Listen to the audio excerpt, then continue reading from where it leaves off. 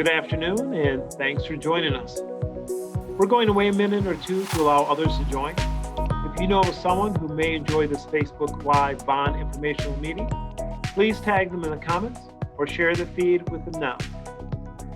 So again, we're going to wait just another minute to let those who may want to join our Facebook Live event kind of hop on in, and please share it. For those of you that have joined our other events, welcome, and we look forward to a great conversation again today. Thank you. All right, well, good afternoon. We will go ahead and get started. So we look forward to discussing the topic of community with Alan Jaros, who's the manager of both our Farm and Nature Center, and Andy Gignac, the associate principal at West Hills. Again, if you know someone who may appreciate this conversation, please tag them in the comments now. Alan and Andy, I appreciate you joining us today. Thank you.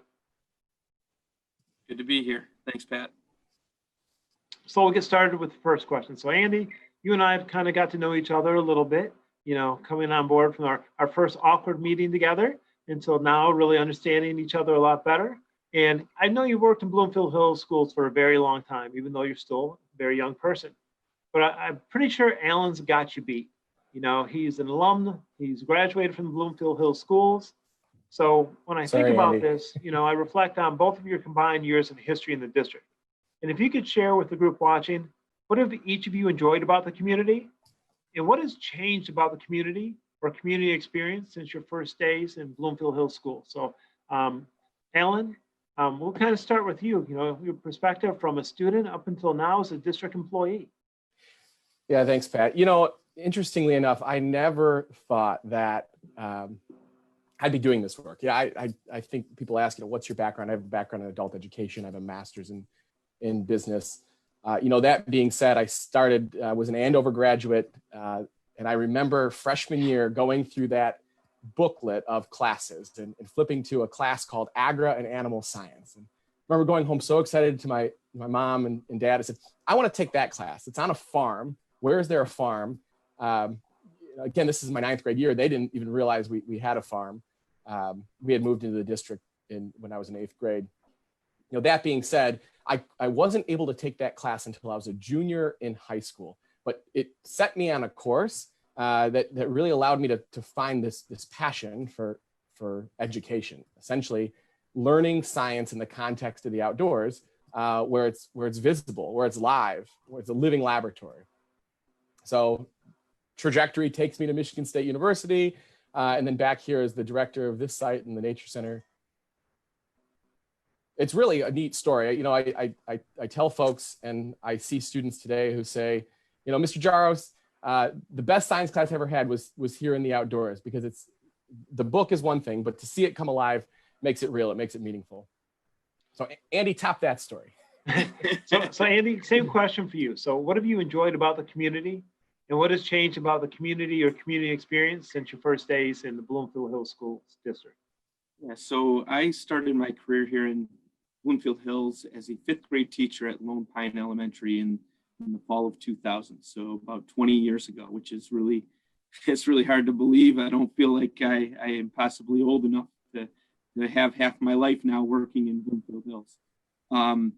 But you know, when I first arrived in Bloomfield, I think Alan hit on a couple of things that were just like, really? We have a farm in our school district in Metro Detroit, in suburban Detroit. We have a nature center. And then as I learned a little bit more about the Bloomfield Hills community, I grew up in a community maybe about 10 miles from here, but I was shocked that there weren't really any public parks in Bloomfield Hills. The schools are the parks.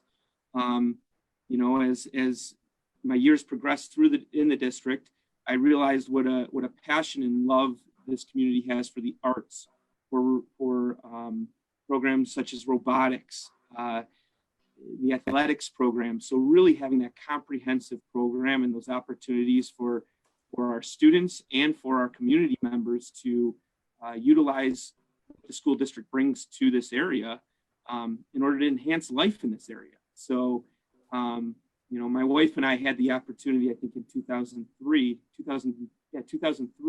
we chaperoned the Andover choir at the time to Europe, and we visited 9 different countries. And as we toured around Europe, people would stop us as these high school students at the public high school from Bloomfield Hills were performing in Notre Dame Cathedral, and say, well, where is this performing arts school? Where is this? These kids are really talented and good. And we're like, well, this is the community high school, just the public high school in Bloomfield Hills, Michigan, suburb of Detroit. And I think it really illustrates the opportunities that we've been able to provide and the commitment we have to our families and our students in helping them find that sense of belonging and connection, and let them soar within whatever area fits with them. So as far as things that have changed, one thing that hasn't changed is our funding. It's really stayed stable, or maybe even a little less, it seems, right, from 20 years ago. So I think when you look at how we've invested in our buildings to maintain them without taking away opportunities and maintaining that comprehensive program, it means the lawns get mowed a lot less than what they once did back in the fall of 2000. There's things like that I've definitely noticed over the years. And the one thing I'm really proud of is how we've really worked hard in our decisions to make sure that we are able to provide the same or as close to the same opportunities as we have for our students. Great, thank you. So the next question, I'll open it up to both of you and feel free to hop in. So from your perspective, what is lacking in our community experience? And how do you think this bond proposal would help address those needs that we have as a community? I don't know if you want to jump. Do you want me to go, Alan? Yeah, I guess I'll start. Yeah, go for it. It's interesting. I'm in my mid 30s. Friends of mine that I graduated high school with, they're looking for a forever, right? When I graduated college, it was the time period where we were losing talent to other states, right? There was a big discussion about that, and people are coming home. And I am obviously a huge advocate for this community and often promote why this is the right place to be. But what I hear is, well, where's the downtown? Where are the parks? Where can we get really schools, the best schools? No doubt Bloomfield Hills schools.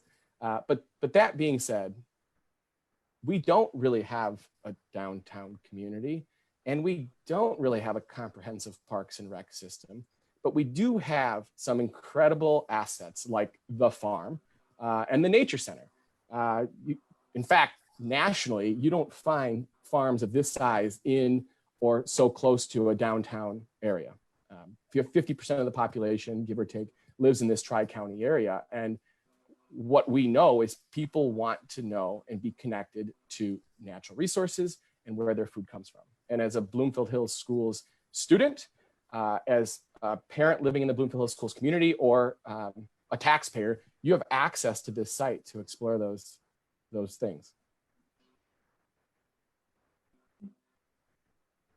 So Alan, kind of going along that same line. So me being new, started in January, I was shocked that there was a farm and a nature center as well. If you remember during my interview, which you probably don't remember, I talked about the farm probably way too many times. And I even said during the interview, I'll stop talking about the farm. It's just amazing that the school district would have that type of opportunity.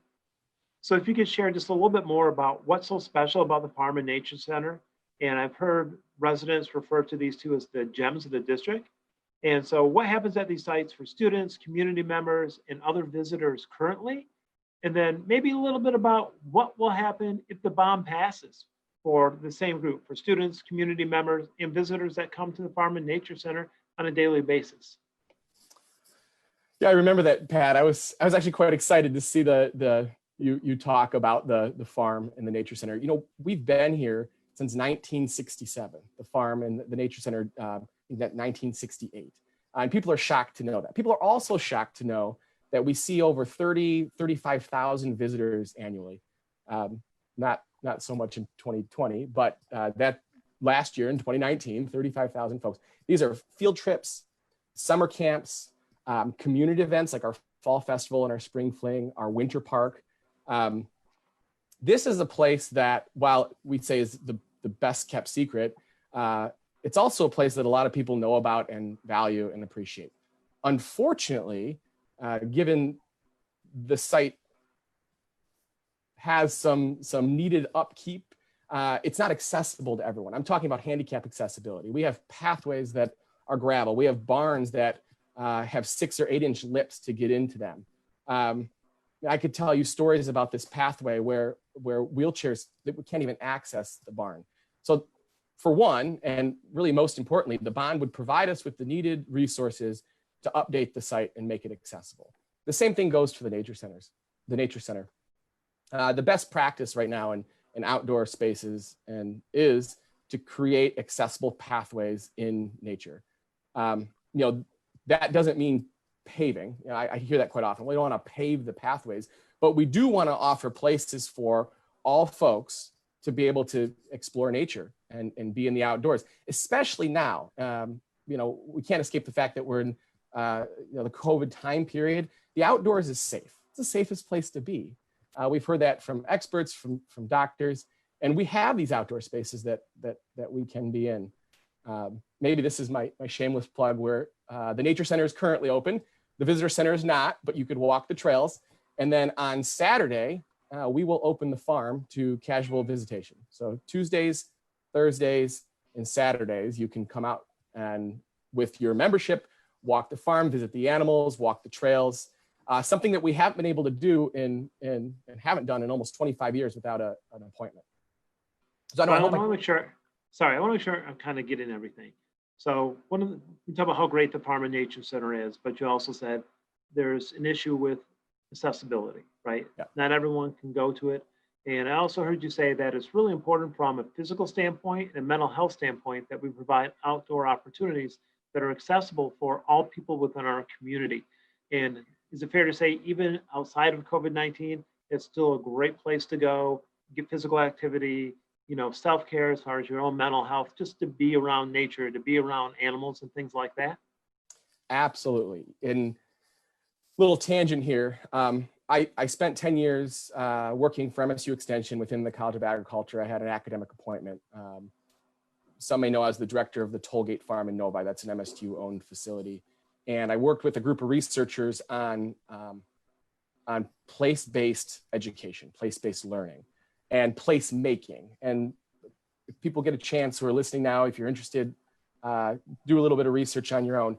Placemaking is the idea that we have an attachment and a connection to place or places that are near and dear to us. And when we look at what's happening in Detroit and the resurgence in both the urban agriculture movement, but just neighborhoods changing what place means. And so for us in Bloomfield Hills, and I've had this conversation quite frequently, that barn that's in my background, that's a placemaker. It's something that's recognizable. It's something that brings a whole lot of feelings to folks who have had these incredible experiences at this site.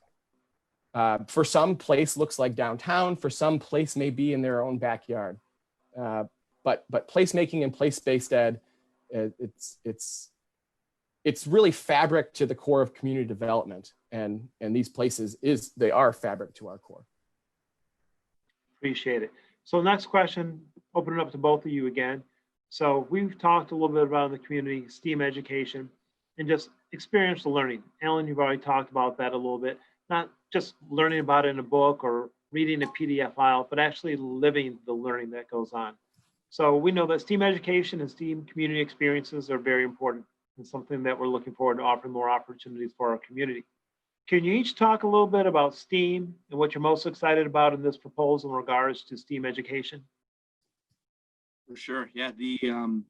When I think about engineering and design and the arts and the role of science and mathematics in all of this, I can't help but have some pride in boast about our robotics program within the district and really their role is one of if not the top program in the state. Currently, their robotics home is the band room over at Lasser, and some of the adjoining rooms there was a design lab and whatnot, which works for them. It's repurposing space. It's being responsible with the space that we have within the district. In the bond, it is exciting to see that we are able to repurpose the current maintenance building on Franklin Road into our STEAM or robotics center for the district. It would be a standalone building. From the hours that they are working in the heat of the season, they're going until 10 o'clock at night with kids, and they want to be able to walk out and go to school the next day. Having that standalone building will be a huge asset to the community. In addition to that, when you look at the elementary spaces and the middle school buildings, the enhancements, the additions, the renovations that are called out in this bond are going to provide spaces within each of the buildings where there's the room to be able to have a breakout group who is going through the design process. They're investigating, they're researching, they're designing, and then they're building, and then they're analyzing what they built and sometimes restarting what they did, but they'd have the space to be able to do those types of things in teams.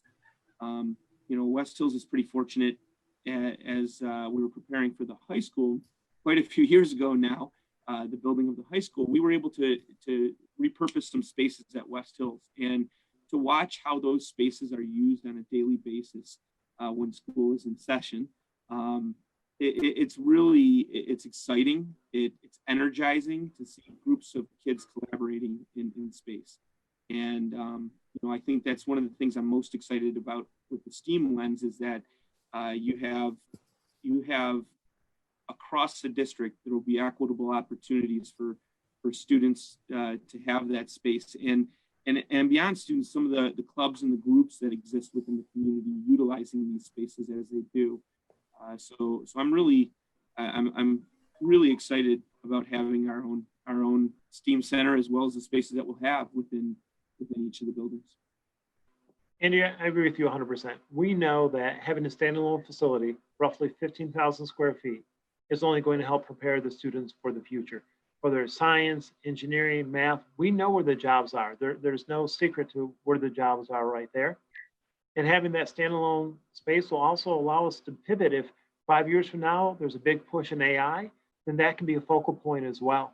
And just having an area where students can go and collaborate, and then looking at summer programs. I had a chance to be in your building and see some of the things they're doing, whether it was Lego Mindstorm or things like that. But to offer those type of summer opportunities in a dedicated space with the type of technology our students need to learn to move forward in these areas will be phenomenal. And then the opportunities to work with either companies or universities to co-sponsor some of our programs and really create that pipeline with the high school for the pathways that not only do we have the center, but then you have a pathway to a university, you have a pathway to an internship, and all the different companies that are involved in STEAM and STEM in the metropolitan area. We really could set our students up to know where they're going to college by freshman or sophomore year, and the potential of having a job down the road because they will have been vetted during the internship for 1 or 2 years and have the ability to prove themselves, knowing that now I'm graduating, I'm going to college A, I'm going to have 2 job offers when I come out because I already have interned there. That really is part of the next step of what I see our district doing for our students to better prepare them for what the future is going to be. Alan, anything you want to share on this about the Farm or Nature Center? I know you spoke a little bit about it already as far as, the opportunities they have for the experiential hands-on activities and learning. Yeah, forgive me, Pat, if I talk out of turn here, but I got to tell you, kids in school today, many of them, they're bored. They're looking for some meaningful connection. I got to tell you just a quick story. I had a student call me. It was last week, Wednesday, and she's at Michigan State University. And she said, Mr. Jaros, I don't like my major anymore. She's a business student. I want to do something in college where I could teach kids the way that I got to learn when I took my classes at the farm. And to me, another one of those aha moments when you can connect the real world. And fortunately, here in Bloomfield schools, between the STEM center, the farm, the nature center, and our just vast resources, we can connect the real world to what's being delivered, the content in the classroom. It's a holistic learning opportunity. But to keep these spaces relevant, it requires an infusion of capital, right? It requires us to pass this bond. Another thing that we can really leverage if the bond passes, so we've got the standalone STEAM center. So we know the students are getting what they need there. Ellen, the upgrades at the Farm and Nature Center and the additional offerings you're looking at as far as from the instructional point. Imagine if we now take our retirees who have experience in all these fields and they're looking for something maybe to do during the day. If we can get them to volunteer and include them, they bring with them all this professional experience that they can help our students with. Our teachers do a great job, but our teachers were trained to teach, not to be a mechanical engineer, you know, a metallurgic engineer, a civil engineer, to be a professional artist. They weren't designing, the Mackinac Bridge or things like that, which of course that's not what they went to school for. But if we can leverage in these retirees so that they can also be part of what we're doing with our students, we really can have a program that's second to none, not just in Michigan or the Midwest, but nationally. And based on the retirees I've met so far in this community, they're very willing to be involved. They really want to be involved. And the things they've done in their career are beyond impressive. But I'm thinking about former CEOs, CFOs, CEOs that have done amazing things. So I think that's a great way we can also bring our retirees in as part of this, and they can get to know our students as well. You know, that's a good point, Pat. And I might mention, folks don't always know about the many things that go on here, but we actually have the largest Master Gardener volunteer cohort in terms of hours served in the state of Michigan. That's incredible. The gardens here are beautiful, thanks to them. Preservation Bloomfield and the Friends of Preservation Bloomfield is a nonprofit that moved the Barton House and the Craig Log Cabin here. It raised over $1 million in counting. These are our community members who see the value of this community space and how it contributes to teaching and learning for our students, for the next generation in this community.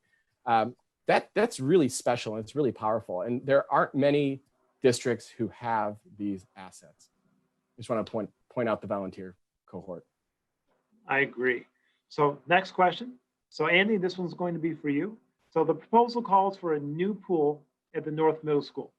Can you talk a little bit about middle school athletics and community recreation and why this is an important piece of the puzzle?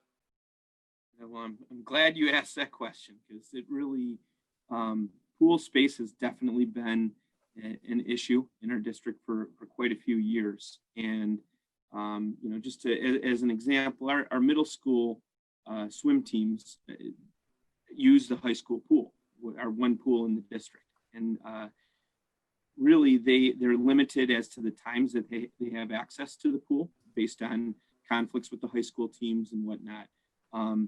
In addition to that, our community has very, very little access to the pool at the high school as well, because it's being fully utilized in all those times by the middle school and high school programs. The beauty of this bond and having a pool built at the North Middle School, it would be just the design and what you can do as you're designing. You can design it with the community in mind, and where you place the pool, how you lock it off from the rest of the building, how you provide access to that pool. It really becomes a community asset where you can run toddler swim classes during the day while school is still going on, because it's in a separate part of the structure there and isolated from the rest of the building. For our middle school athletes, it really will provide them the more ideal times for practice. They're not going home from school at 3:30 and then having to make their way back up to the high school pool at 6 p.m. because that's the only time slot that was available to them. It's really exciting. It's exciting to see that we will have that resource if the bond passes. And when I extend it to the broader community programs and the community rec, and that our school district is the Parks and Rec for Bloomfield Hills. And when I look at groups like Bloomfield Players and the stages, the number of stages that we will have in the theaters and the upgrades to the theaters that we'll have within the district will really provide much better resources for our arts community as well, and giving them more opportunities to be able to rehearse and perform and hold all the sessions that go with that. I know West Hill Stage is currently used quite a bit, and it'll open up even more spaces and upgrade the theaters that we have, both at the North Middle School campus and the South Middle School campus, while also continuing to have the stage that we have here at West Hills and the one at East Hills. So really should provide a lot of access for the different community groups that look to use the spaces that we have. Great, thank you. So Alan, we'll come back to you. Tough question, so I'll give you a couple seconds to think about your response before you have to answer. If you had to pick one thing that excites you the most about this proposal, the proposal being the bond, what is it and why? And Alan, just to be fair, it doesn't have to be the nature center or farm. I know your passion's there. If it is about the nature center and farm, that makes sense as well. But if you had to pick one thing that really like, wow, this is really exciting to me, what is it and why? Oh gosh, that is a tough one. And they're all good things, right? So yeah, they're all good bad things. in there. They're all good. I gotta tell you, them all. I get that. Pat, If you had to pick one. If I had to pick one outcome of the bond proposal, and the many meetings we've had, I mean, we've spent a number of hours in community stakeholder meetings, preparing to put this on the ballot. It's the conversation I've had with our community members, residents, seniors, kids, parents, and the identity and the passion they have for the work that we do. And it makes me excited and happy that I made the choice to come back to this role and as the director of the Farm and Nature Center. Maybe that wasn't what you were looking for, but I think it's important to point out that it's the community identity that drives this district. Is such an excellent place to be. Oh, great answer. Thank you. So Andy, same question. Let me preface it. You love everything. I get everything about the bonds, great. But if you had to pick one thing that you're most excited about, what is it and why? It's such a challenging question because obviously there's so many components that are really powerful within the bond. I come back to words like transformational and longevity and planning for the future and preserving the opportunities that we have. And I guess that's probably the best answer I can give that kind of captures where my thinking is it really is preserving opportunities for our students, our community members, and planning for the future with that. The investment that we would make right now would really impact this community dramatically for the next 50 years. With that support, we really can preserve and add to what we currently do. And when you look at a community, it's why do I want to live there? And I think that schools are usually way up on that list for people, whether they have kids in school or not. They know that they're the attractiveness of the community, that is a key component of it. And I think when you can invest in community assets and enhance those community assets, as this bond calls for, it's really about transforming and preserving what we have, and making Bloomfield Hills the amazing place it is to live, to work, to be. So that's the best I can do there without running through a list of 35 things that I think are pretty awesome about it. So Andy, you're not going to give us just that one thing? Putting you on the spot. It can be a hard pass. You want me to give you my one first and my why? Yeah, you go for it, Pat. So same thing I said to both of you. I think everything makes sense and everything's great in there. But if I had to pick one thing, it would be the STEAM Center. And the reason why, when you look at the science and you look at the math and you look at engineering, like I said before, the jobs are there. As a parent of two in college and a rising senior, in just being a parent in general, the more experience they can have that's experiential and hands-on, better guidance we can give them when they go off to college. What I always hate as an educator, I shouldn't say hate that, I kind of disappoints me, is when a student doesn't have the opportunity to really learn about what they may want to major in. They go off to college, they go into a ton of debt, they get a degree, they get the job, and then they say, I hate what I'm doing. I don't want to do this. And now, Mr. Watson, I don't know what to do. I'm $85,000 in debt. I'm miserable. I want to go back to school. I wish I would have known this is what a civil engineer was like. I mean, I read about it, but I didn't realize this is what the job was going to be like. But if we have an opportunity to have our kids go to this great, 15,000 square feet, center and really learn from elementary all the way through, by the time they graduate, they're going to have a sense or an idea of whether or not engineering might or might not be for them, where science might or might not be for them. And then having these, working with the high school on the pathways, they've already got 2 starting next year. They have those internships and say, you know what, I've done it. I definitely want to be, I'm going to major in botany.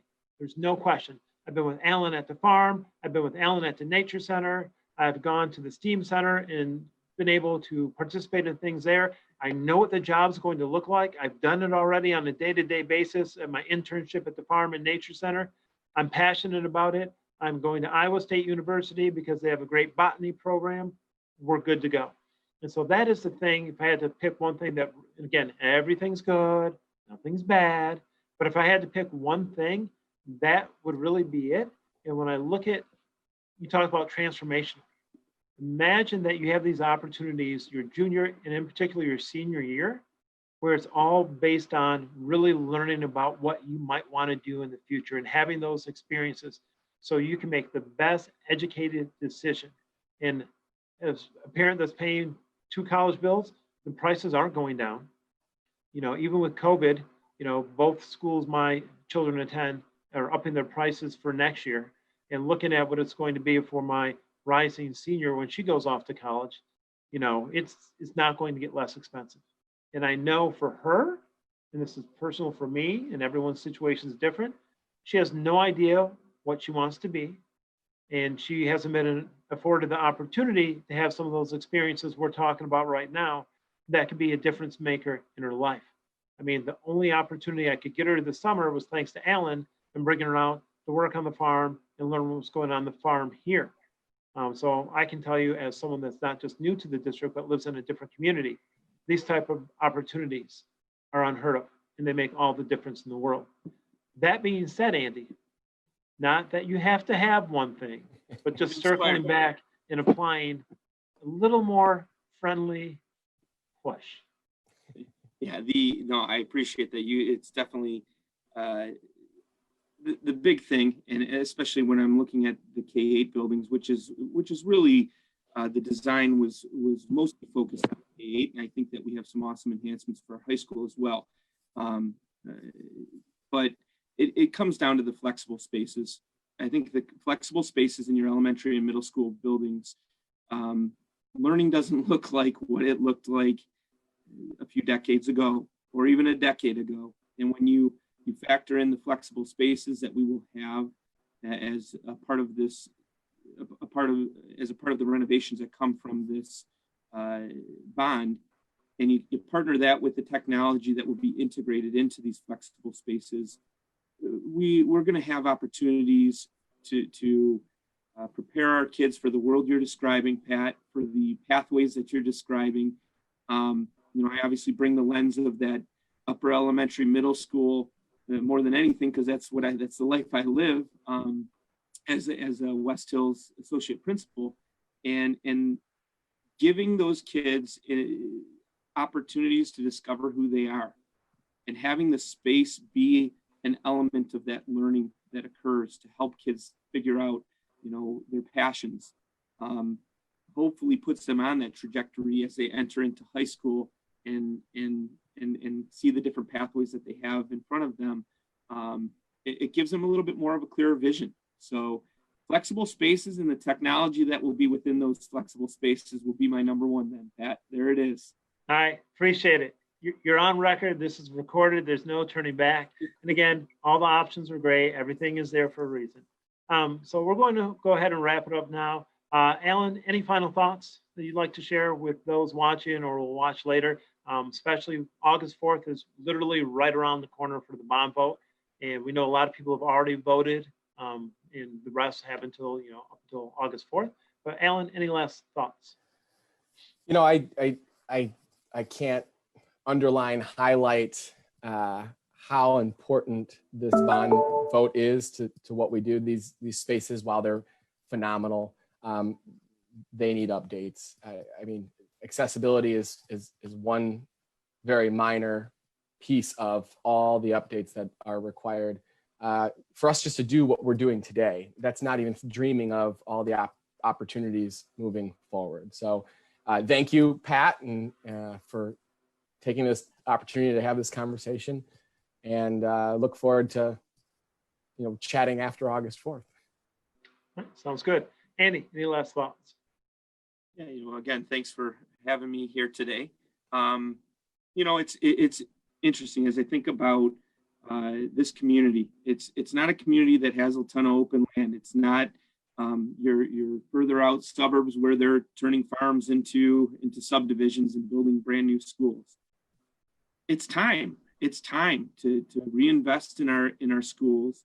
You look, most of them were built 50, 60, 70 years ago, and we've done a really nice job through sinking funds and whatnot to maintain as best we can, but without a significant investment. I think most homeowners think about it, if they had their kitchen for 50, 60 years, they're probably looking to renovate and make some improvements on that. And it really is time to invest in our community and in our kids and our families. And I think that the thought, Alan already had mentioned how many meetings, discussions, and bringing in different perspectives. This isn't something that just crept up. It's been a really well thought out process where different members, all different representatives from our community, whether it's retirees or students, families with students in Bloomfield schools, families without students in Bloomfield schools, have all brought their different perspectives. And this plan incorporated it's as detailed as we got, and I think that it incorporates all those different perspectives into it. And I really, I'm just hopeful that the community sees that it is the time to invest, and I'm very appreciative of the consideration for this. Appreciate it. Thank you. And thank everyone for watching. We do have one more Facebook Live next week regarding the bond, so feel free to tune in then. For those of you that have additional questions, feel free to go to www.bloomfield.org and click on the tab for the August 4th bond. Or if you have individual questions, feel free to reach out to me directly at pwatson@bloomfield.org. We can set up a virtual meeting or a social distance meeting, or if you want me to come to your homeowners association meeting and just kind of provide more information, more than willing to do that. I'm actually going to one at Fox Hills tonight, so I'm looking forward to that. So that should be a lot of fun. There's an outdoor meeting that's going on this evening. So until next time, everyone have a great day, and we'll see you soon. Thank you.